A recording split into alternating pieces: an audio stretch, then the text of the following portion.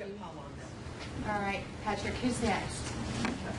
Kathleen. So here's a single pager, here's the single pager. I'm a single pager.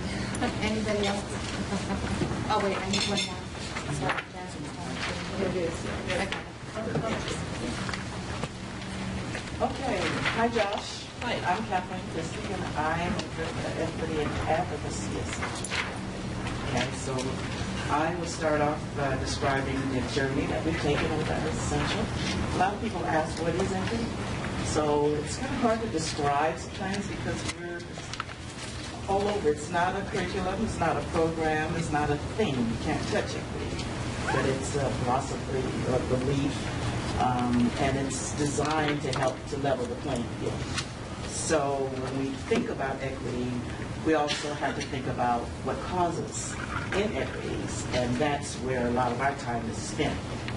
Sometimes I think about, when I'm thinking about equity, I'm like, gosh, we're always focusing on what's wrong.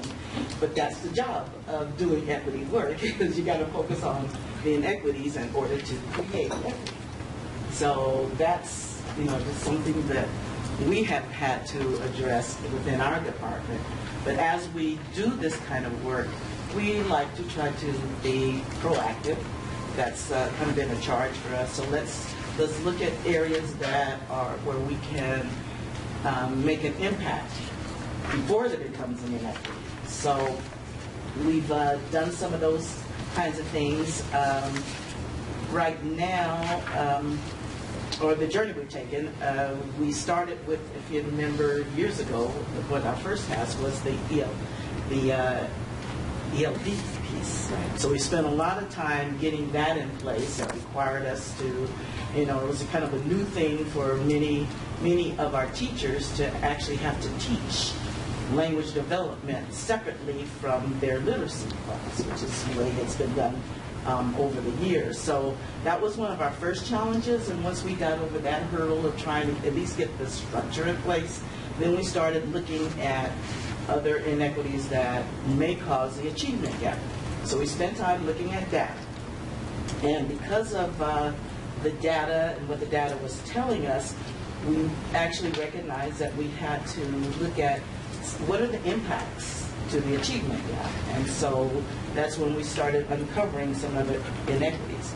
In order to make this more systemic and not us just tackling one little piece at a time, we formed the Equity Leadership Team, which kind of helped us bring the department heads together to help talk about where the inequities are in each area.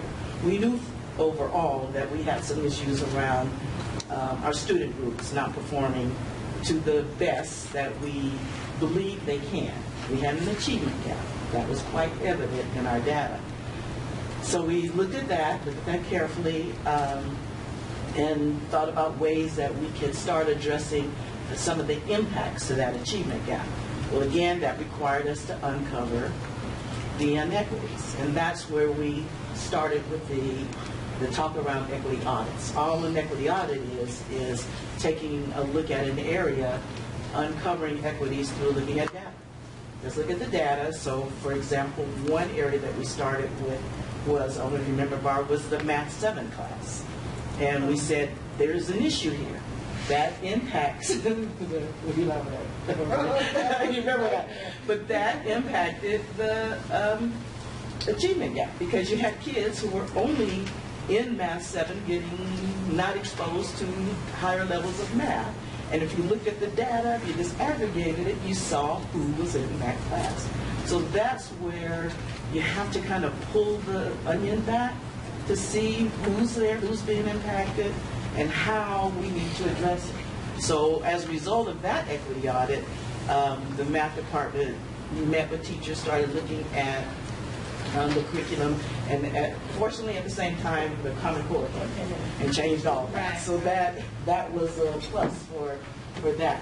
So anyway, that's how we have tried to set up this process. Let's look at the inequities. Let's identify where the issues, where the concerns are, what can we do about it, and hopefully it will impact the achievement gap. I mean, that's our goal.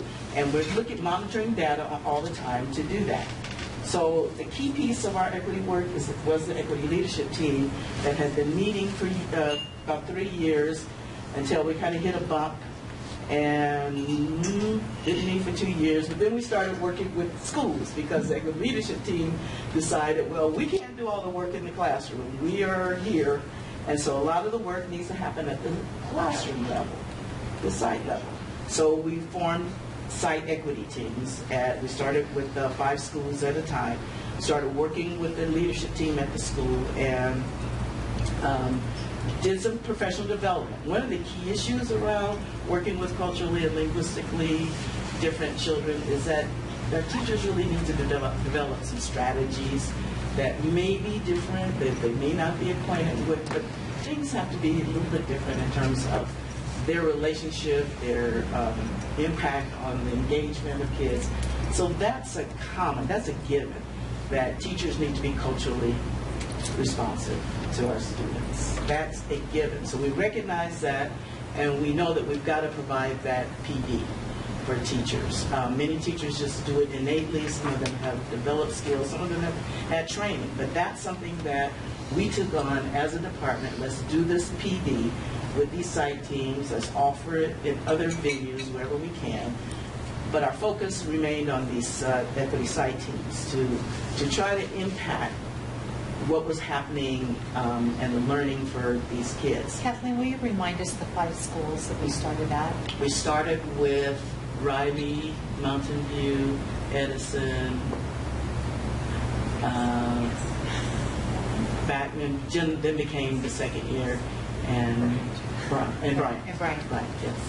So, and not to say that even just the PD is going to be the be-all, end-all for what happens with kids, but it's another tool that teachers can use when working with kids who are culturally diverse. We still have a long ways to go in terms of developing the skills. A lot of it is this mindset piece that many of us hold around the deficiencies about our kids. That's still a prevailing attitude that there's something wrong with the kids and not the system. And so that's where we've got to do a lot of work in equity. Is that we can't fix the kids. It's not about fixing them, but it's about fixing the system to be more responsive to the kids. I totally agree with that. I just want to push back on one of your statements, which is that it's the prevailing attitude. So what evidence do we have that it is the prevailing attitude? It's prevailing. I mean, what evidence do we have? Because it's when we talk about what's going on in why we have this achievement gap. When members of the equity department go to schools to talk about it, their perception. There's something wrong with the kids. It's their parents. It's they're poor. They're this. They're that. I hear that from teachers. Yeah, I mean it is a prevailing attitude. Yeah. I just think when you say prevailing attitude, it's sort of like the question about evidence for we're making progress. Well, it is anecdotal, I think. Some of it is. But our data is that we still have achievement gap. Right. No, I absolutely agree with that. But I think if the focus is on changing hearts and minds and attitudes, there's got to be some way of measuring when that change has occurred. Yes, or are you saying the only way of measuring it is if the achievement gap is closed? Well, and see, that's the dilemma with doing this work, and that we just because you can't touch it. It's so hard to say that I'm equity minded and I've arrived and all my kids are going to be 100% proficient and all of that. So we know that there are other factors that play into that, but we know this is the one factor that if we can change this mindset, that will help impact everything else. Again, so when you uncover the inequities, if we have an issue around school discipline, and we know that's a huge impact, right? So we do an equity audit and we find out that most of the kids who are being sent out of classroom, suspended, are kids of color. They're not learning when they're out of classroom. So even an impact like that has, can greatly impact what the kid is learning and able to do in school. So we start looking at all these different areas of disparity and try to address them so that we can have an impact on the kids being in school and learning, while at the same time addressing the mindsets and attitudes about the staff so that when the kids are there, they are learning. And one of the things that was revealed to me this year